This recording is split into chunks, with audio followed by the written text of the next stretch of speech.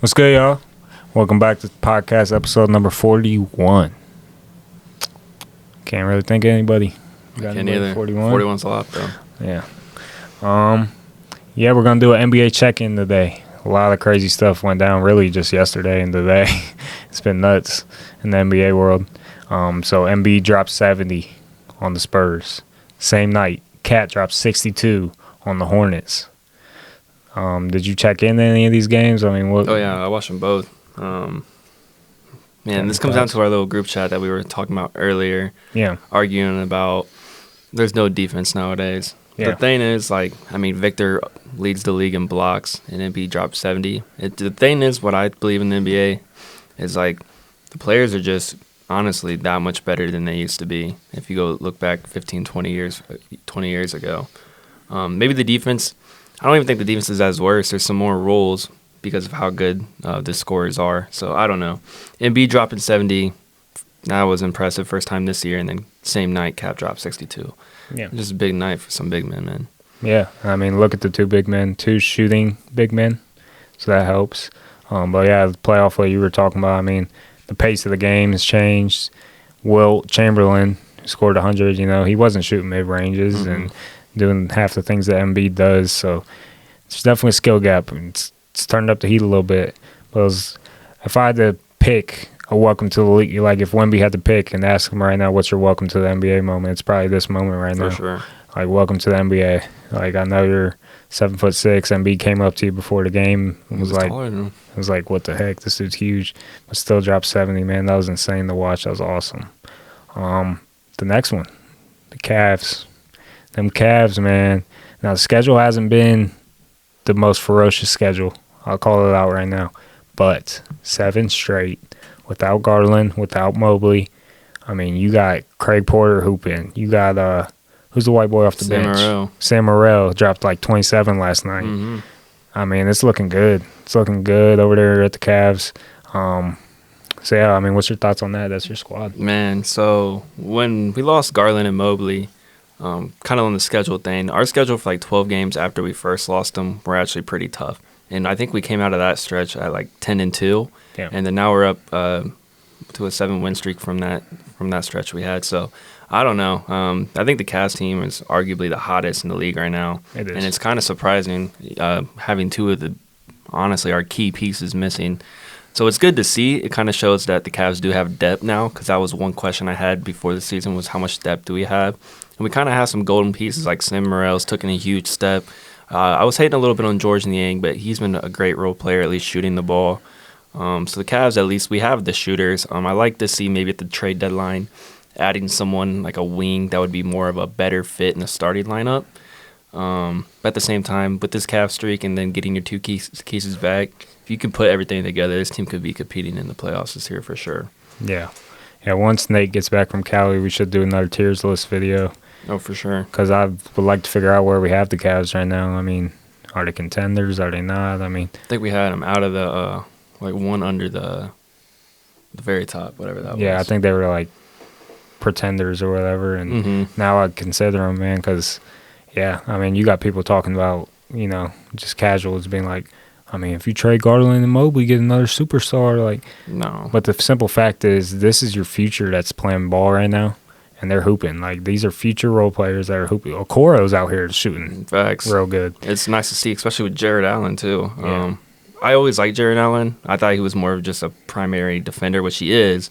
But his offensive game, this stretch as well, has been next level, took it up a notch. So yeah, it's kind of exciting. We'll get Mobley back, and it kind of leaves the question how we deal with these two big men and stretching the floor. So I don't know. We'll see how things turn when the starting lineup's fully back. But if this team can keep being this hot and then get those pieces back, this team could be scary. For sure. Yeah, Allen's been in them all-star talks a little bit because he's just been that good. Mm-hmm. The other thing that went down today, two more things. Terry Rozier. Terry Rozier gets dealt to the Heat. Scary Terry. For a 27 first from the Heat. This all going to the Hornets and Kyle Lowry. Bag of potato chips for Scary Terry. Yeah. I'm not going to lie. I like Terry Rozier. We've mentioned his name on the trade market before. 24 points per game? Yeah, I mean, this is a 22-point-per-game scorer that you gave up essentially none of your future for. I mean, Kyle Lowry, was on a bad contract expiring. Not a big piece to lose.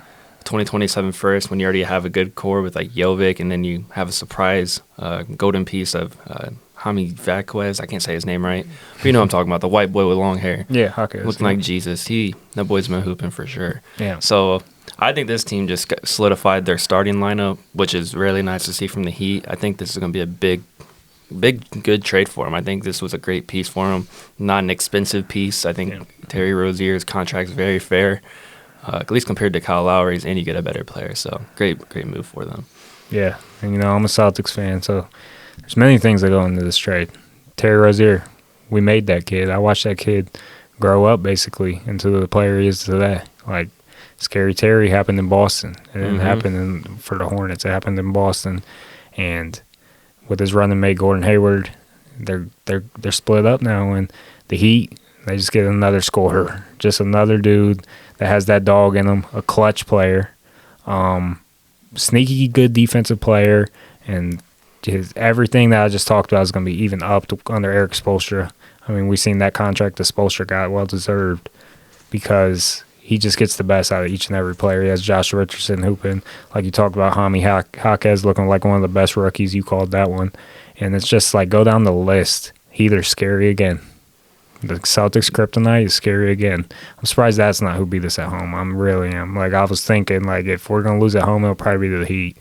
But nope, it was the Nuggets. That Heat team is a sleeper team every year, man. It's just like maybe they cruise through the playoffs. It's like a thing they're known for. But that team is not a team you want to match up against in the playoffs.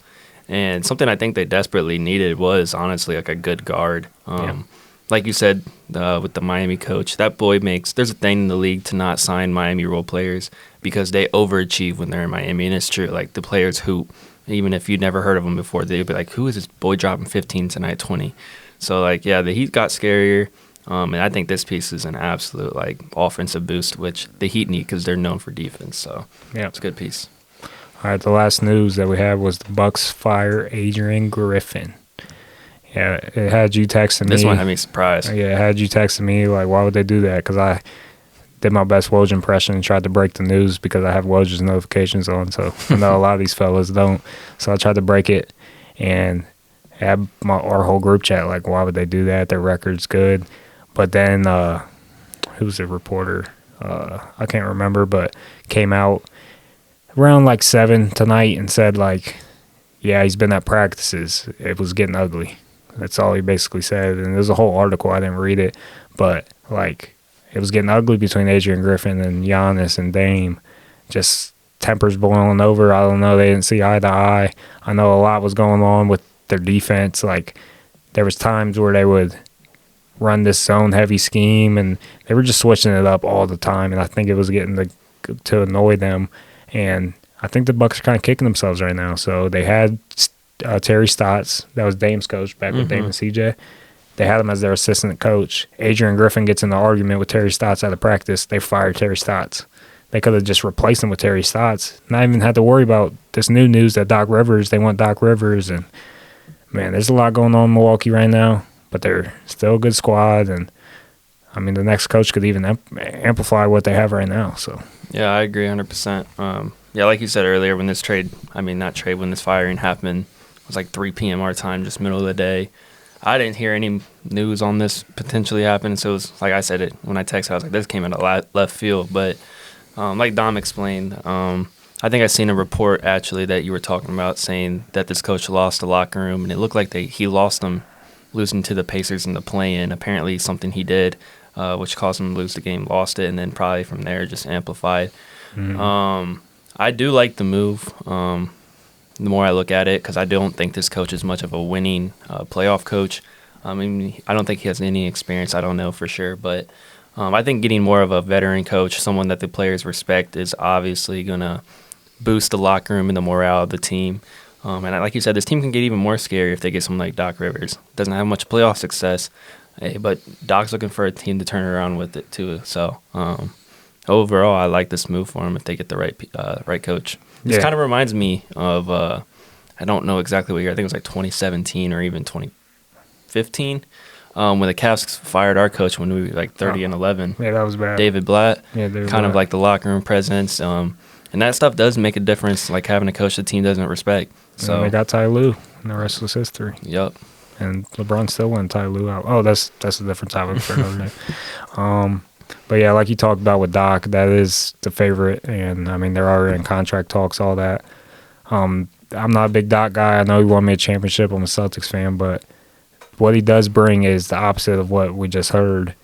Players respect Doc for whatever reason. Former player, he just gets the respect out of every player. Every player just loves to play for him, and no matter win or loss in the playoffs, they leave the season. Most of them, except Ben Simmons, he has a slew of problems. Love Coach Doc, so we'll see what happens. All right, our last and final segment, trade. Trade talks are heating up, man. This is actually Kyler's list that he sent in the group chat. I don't know if he copied this from Twitter or what, but just I actually wrote these down. I mean, there's names I've seen on Twitter, but I just wrote everything down that I remembered. All right, sweet. So this is like most of the teams that are in trade talks, their top player. We're not going to go down the list of every player, but their top player, and where it doesn't have to really make sense. We don't. If you want it to make sense, you can, but where you would see them best fit. So we'll start with the newsbreakers, the Lakers, man. They're ahead of all things sports. I mean NBA, and D'Lo. D'Lo is the big question, right? That's probably their best player that's on the board. Him or Vanderbilt, it's arguable, but D'Lo just had a good night the other night. Might be desirable. He's been hooping this last week. Ever since the news. Like he's trying to get traded. Yeah. Now, I talked about it back when they signed D'Lo, is they signed that contract, him to such a high contract so they could move him for a better piece. I told you the money matched up on there, if you remember, for Kyrie and for all that. Well, I don't think that's going to happen now, but a team I could see is the OKC Thunder. Thunder going for D'Lo? I like it. I like a little spark plug off the bench, he's not the most savvy, respectable vet, but he's a vet nonetheless. And I like the Thunder going out and getting D'Lo. So you're kind of like him like a 25 to 30 minute per game, like 6-man type of players. Like a Jordan Clarkson. I like those type of players. And I honestly, that could kind of fit for D'Lo. I'm not saying he's very capable of being a starter, but he is very on or very off each night. Yep. So I think the Lakers' best interest, they haven't been playing very well, the Lakers, as of recent. I think it's about time they do make a move. Lakers seem to be a team that makes these moves every offseason, usually something big. And I think this year it is going to be D'Lo. And I've thought about the pieces. It kind of matches the first two names you have on this trade talk list. But first fit is the Hawks, DeJounte Murray, and a D'Lo swap. Obviously, there'd be more capital the Lakers would have to give up, but I think that does good with the Hawks, who have DeJounte Murray on the market. That's someone the Lakers are really looking for. But my best fits for D'Lo would maybe be the Hawks for the end of the season, and then maybe, or even a three-team trade with the Hawks and the Lakers. I proposed it earlier, like a prediction trade, because this is a three-team trade that I could see go down between them. I like the Spurs possibly ended up with D'Lo, someone that can fit with Victor, bring that veteran presence, and start working on that pick-and-roll masterpiece that I can already envision. So I would really like D'Lo to end on the Spurs or the Hawks. I like that. That's good. That's a segue right into DeJounte Murray for the Hawks. Man, I thought about this one. He's probably the most sought-out free agent on the market right now. Yeah. And like you talked about with D'Lo, I know it would make 0 sense, but I would love to see DeJounte go back to the Spurs. I would love that as well. That's a awesome. Potential way, man. I mean, would the Hawks look like absolute dummies? Yes. Yes, they would, because they traded for this dude, and then they give him back, so they lose a bunch of capital because of that to the same team. You would look really dumb, but you might just have to do it, man. I don't know what it looked like. Maybe a Kellen Johnson. I don't know. But it's interesting, man. I mean, I just would love to see a DeJounte Murray 1B pick and roll. That'd be awesome. Sorry for little TJ. He likes to always make his mix. Yeah, little TJ's got to give his word. I mean, he had a little comment there. He loves showing up. But anyway, DeJounte Murray, this is, like you said, the most sought-out free agent. I mean, who doesn't want this type of player's skill set? Been hitting buzzer beaters lately. Yeah, I mean, he's been clutch. He has an improved shooting game this year. His defense for shooting guards, top in the league, up there. This is a sought-out player that every contending team would look for. So obviously, we just talked about first fit. I like him with the Lakers a lot. Lakers really need like a very good almost just point guard. I think DeJounte can do that. He's in that role where he could be that type of player, and the Lakers need scoring. So I really like DeJounte there. Kind of fits their defensive scheme, and with his improved shooting, I like it. But like you said, the Spurs, man, that is something that I've heard too, and that is something that is really good. DeJounte Murray already has history with Popovich, so getting him back make the Hawks look stupid, but something we can dream of. But if it wasn't those two teams, I also seen a third team, and this one's kind of crazy, but the more I think about it, it could fit really good. The Knicks are still buying DeJounte Murray to the Knicks. Got a contending lineup of Brunson, DeJounte Murray, Anobi, Julius Randle, and then Harkenstein for now. Mm-hmm. That's a pretty dirty starting lineup. So those are my three teams that I think he would fit best with. All right, the Pacers. Buddy Hield. He's on the trade market. Yeah, Nate said it best a couple weeks ago. We know what Buddy is. Like, he's not gonna, evolve as a player. I don't think any more than what he is, but he's a very good shooter. That's what he is, man. Mm-hmm. Plays a little defense. So I thought about this one. Now I don't know. This is another segue to one of our other teams. A Buddy Hield trade. You get the shooting, and you go out, you hope for the best, and you go and get Andrew Wiggins. That's really that's thought. Wiggins is very, very – his trade value is crapped on. Mm-hmm. Absolutely dirt right now because he's been so bad, one of the worst players in the league. But why the Pacers could just take a shot and be like, we can change this dude. Rick Carlisle has a good feel. So I don't know. That's just my squad. I mean, that's not a bad idea. Because if there was a team to turn him around, I think it would be the Pacers. Yeah, I think he would fit kind of that scheme and just having to be a wing that plays defense and shoots. So not a bad thought. Yeah. I feel like Buddy's another. He's been on the market for like 2 years at least. Every trade deadline, I hear his name pop up. Yeah. There's another thing I've seen with the Lakers. If they weren't to go, it's crazy. We name all these good free agents, and I always think of Lakers because that's how much we hear them in the news on every player that comes there. Yeah, that's how it goes. You have no chill today, T. But anyway, yeah. Best fits for Buddy Hield. Everyone would like a shooter. I could see the Cavs somehow doing that. Yeah. I don't know. That could be a little sneaky. We do need some improved shooting. Mm-hmm. I mean, I think we're good shooters, but I just like Buddy Hield as a player. Yeah. 2K legend. Honestly, I would have to agree with you, to be honest. Yeah, I mean, the Warriors, what they get out of Buddy Hield is... I think that's something we know Warriors are a shooting team. Yeah. That's something that they've been lacking behind Curry this year, so... Yeah, they're dying for another shooter. I kind of like that move the more I think about it, yeah. So the Hornets, I had Terry. I wrote this up this morning. Well, he's gone. So on to the next, Gordon Hayward. Gordon Hayward, he's been healthy. He's been sneakily healthy. And a healthy Gordon Hayward is a very good player. Mm-hmm. Very, very good player.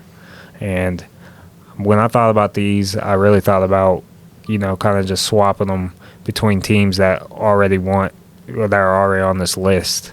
So with that in mind, a Gordon Hayward for Harrison Barnes, expiring contract. So Harrison Barnes goes to the Hornets and Hayward goes to the Kings. That's not a bad idea. So it's an upgrade for the Kings. And the Hornets, we've seen, there's probably draft picks involved, and they get to swap that. That's not a bad idea. I kind of like the fit of Hayward on the Kings. Yeah, it'd be dirty. I actually really like that. Honestly, I would see that as a best fit for Hayward, to be honest, right now. Team that's contending. I don't think Hayward wants to go to any type of team that's rebuilding with his age. And like you said, he's a great player when healthy, and he's been healthy this year. That's any type of team would love to have Hayward off the bench at minimum. So I kind of like the Kings. Another team that might be a sneaky move away with Hayward would probably be like,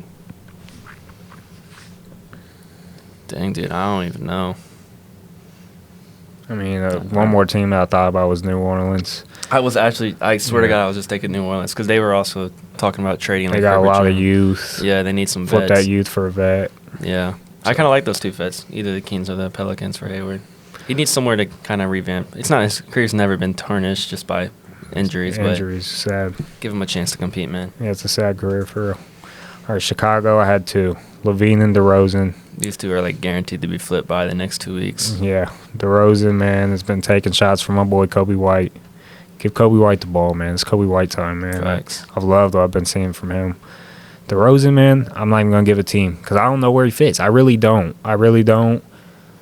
Mid-range assassin. I don't even want to predict it. Now, Zach LaVine, on the other hand. The reports are his trade value is also shot. Yeah. Very shot. But a shot in the dark that I got. It's going to sound crazy. The Wizards. The Wizards for LaVine? Yes. Okay. You just go all in on a bunch of selfish dudes. Poole, Kuz, LaVine. One of the worst team chemistry basketball teams of all time. Yeah, and you just go all in.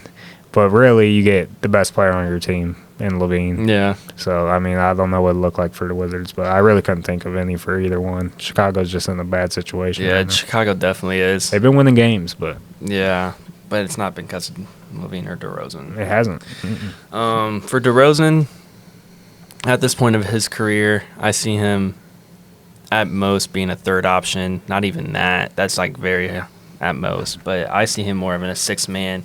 It's kind of like if the Warriors run back when they beat the Cavs. Who was that dude that came off the bench and it was like a mid-range assassin? Oh, Sean Livingston? Sean Livingston. Yeah. I kind of see, not saying DeRozan's in that type of his career, but I see him as that type of player right now. Mm-hmm. Someone that's definitely going to come in and score for you off the bench. But, I mean, he can light up that mid-range, and it's definitely still scary there. So any contending team that has the cap space, I like OKC possibly getting it. Okay. Might as well make a run for them. And that they could definitely use some vets in there as well. So I kind of like the DeRozan to OKC. That's where I'm going to go with him. For LaVine, like you said, LaVine, I mean, this boy's on contract for another, I think, 4 years. Mm-hmm. Still a high contract. Mm-hmm. His trade value is probably the lowest it's been in the last couple years. There's not a lot of teams that are really wanting to take a chance on LaVine or give up a pick package for him. I can see the Wizards. It's kind of funny. But I don't know if he'll go to the Wizards. I kind of see like a team that really needs like shooting boosts, or even a team that might be wanting to at least add some shooting. I could see this one's going to be out of left field, but I'm going to throw in the Detroit Pistons here for LaVine. Mm-hmm. I think that team lacks a lot of shooting. They have a lot of young core pieces. Cleared up cap space. Yeah, they have cap space now. I mean, if there's a time, I mean, your season's not turning around. It is what it is. But if there's a time to start looking for the future or try to move some pieces, I kind of like LaVine to the Pistons. I like that one. I think he would be a good fit. I like that one, actually. All right, the Spurs, Sohan, they're dying. I think Spurs fans are dying to get rid of this guy. Now this is a tough one. Maybe the Wizards. I mean, you got to think of young teams here. No contender wants Sohan right now. I mean, maybe the Wizards. He's not a contending team player at all. Yeah. The more I watch Sochain, and it's no hate towards him, but I think he is not something the Spurs want to build around. Yeah. He's like a power forward / point guard. That's kind of selfish with the ball. And I mean, he does make the right plays here and there, but like every time I watch him, I just feel like he's like a nuisance on the court. Like Victor will have a wide open lane. He's in here trying to call it for an alley. I'm like, dude, he wants to be Draymond. Like he wants it to be his team, and I know you're a first round pick. You haven't been terrible, but at the same time, like I don't know, you're just honestly hurting the chemistry of like your main franchise player. Yeah. To name a team that would probably go for Sochain. Maybe it is a contender, though, the more I think about it. I mean, it could be. I mean, it's a young piece. Not a lot of money you have to spend on him. A defensive swing that doesn't have to play a lot of minutes. Maybe the Kings. Yeah. I could see, like, a team take a risk on him. Yeah. But I honestly, looking at every team in my head, I can't even think of a landing spot for him. Yeah, me neither, man. If I was that team, I wouldn't go for Sochain. I don't like his play style. That's just me personally. Yeah. No hate towards him. All right, now this one I like a lot. This is my top target right now, just from what I've seen. I haven't watched a lot of Wizards games, but Tyus Jones. Now, this is where I'm going to give out my first Laker. Probably my only Laker. I think the Lakers should really pursue Tyus Jones. They're in need of backcourt presence that is not D'Angelo Russell. So what would that look like? It could probably be D'Lo going to, like we talked about, another selfish player, but that's an expiring contract D'Lo is, and Wizards can just take that money, get some picks out of it, and then the Lakers get Tyus Jones, who is a facilitator of facilitators, man. I mean, the dude is a straight out like Chris Paul light, like Yeah. So I like it a lot. He's a raw point guard. I mean, he's definitely really solid, especially for a 6-man. This is like any contending team's dream to have a point guard like this. I think his Grizzlies run was better than he was playing this year. He's definitely been taking a notch in the last couple, like this month, I would say. He's been definitely playing really well. Trying to get that trade value. But yeah, I kind of like that fit for the Lakers. Like you said, I mean, the Lakers, they're in every trade name, but it's because they're really needing some pieces, especially in their front court. That's why like all these point guards, any point guard that's named to the market that's decent gets mentioned by the Lakers. Yeah. But I do like Tyus Jones to the Lakers. That would be a good fit for him. And he's someone you would not have to give like a huge like asset that you need to get. So that's good.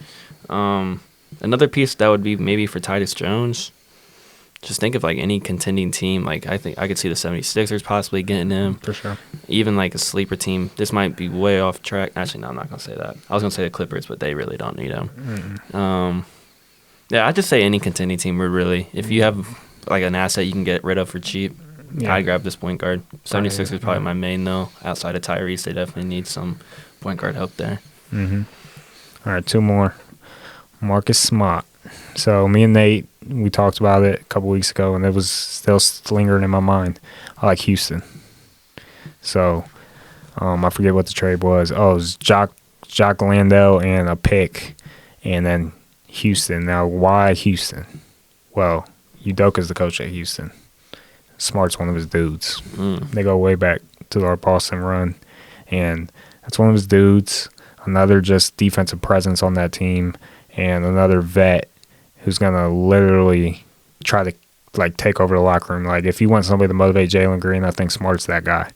Like I think he can be like, hey, I know you're not playing in the fourth quarter all the time, but this is your potential. Blah blah blah blah. Like he is a great leader, I think. Of 100%. So. I mean, when you get Smart, I mean, he definitely has like a shooting a little bit. He can shoot a little bit. He's not your most average like playmaking guard, but he's someone that, like you said, is a defensive menace, defensive mindset of guard, a leader in the locker room. This is someone that everyone on their team would love to have.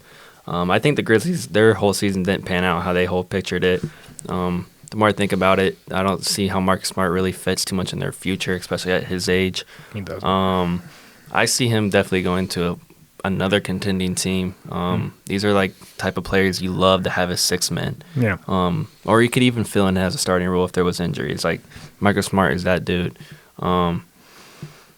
You said the Houston. I like the Rockets. That is a good piece, and they have the cap space to take him in. I would say that.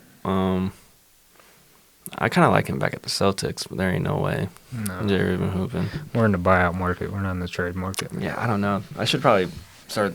When I wrote these names, I didn't think about where they could go. Yeah. But Smart's a tough one, though. Yeah. I mean, honestly, any team that needs a boost on the defense side of things, Knicks, even the Cavs could possibly be in there. I'm not saying these are all hypothetical, but if you need a little boost, any contending team that needs defense is definitely going to be the team looking for them. For sure. 76ers, get rid of them Patrick Beverly minutes, fill them with a real gritty dude. I do like the 76ers. Nice. All right, our last team, the Pelicans. Now, this one hurts my soul. Herb Jones, man. This is one of my favorite players in the league. I don't know if you knew that. I didn't know that. Smoking on that Herb pack, man. He's ridiculous. 3-and-D. I think he's just so lengthy, and he's ridiculous on the defensive end. I'd love to see him get a bigger role because he's playing with Dyson Daniels, and Dyson Daniels is really good. Trey Murphy, he's backed up, man, and I mean he's still starting for him, but I could see him getting traded for sure. Now I think this could be either or, a young team or a contender. Mm-hmm. This is a sought-out player by a lot of people, I think, that are willing to pay him. Yeah. You can name a different team. One thing about Herbert Jones is, like you said, he's lengthy. He's a 3-and-D type of player. Players that are, like, really sought out in the league currently. Who would I love to see, though? The Hawks. I like that. I actually really like that. He could even play 2-guard, be a defensive wing to play with am I blanking? Trae Young? Yeah, that's something they thought they were getting from DeJounte, but I don't think their defensive plans worked as good. It hasn't been as great. Yeah. And I kind of DeJounte Murray and Pelicans could. That'd be dirt. That's kind of sneaky. I like that. I actually really like that fit. Herbert Jones going to the Hawks. After moving off DeJounte, they should have enough cap to re-sign him. Herbert Jones, the only reason he's even on the trade market is because the Pelicans have so many like wing depth and young players they're going to have to pay in the future. Yep. And Herbert Jones' contract, I don't know if it ends this year. It's coming up. But he has a contract that's either expiring this year or next year. So he's definitely on the market. He's a sought-out player. I like the Hawks. Honestly, I could even see the Cavs getting a player like this, man. I think this player could play 2 or 3 position-wise, and that's something the Cavs really need right now, at least coming off the bench. Because I think we have some shooters, but we don't really have a great defense. Yeah. So that's something I would like to get. That'd be cool to see because I think that Herb Jones is everything you would want Amani Bates to be. Yeah, 100%. Like a shooter. He's already a shooter, but just increase that and play defense and be lengthy. That's exactly what you want Amani Bates to be as Herb Jones. And I think if the Cavs are serious, they would be making a move for a player like this, someone that just boosts that bench, gives more playing time off the bench. Yeah. Because I like Karis LeVert, but his defense is shaky and he's not a consistent offensive scorer. Yeah. I like having someone like Herbert that you can rotate in. That was fun, man. Maybe next week we'll have more trades to talk about. Hope so, man. They'll be real. But, yeah, another good episode in the books. Check us out on socials, TikTok, Instagram, all that, man. It was real, y'all. Peace.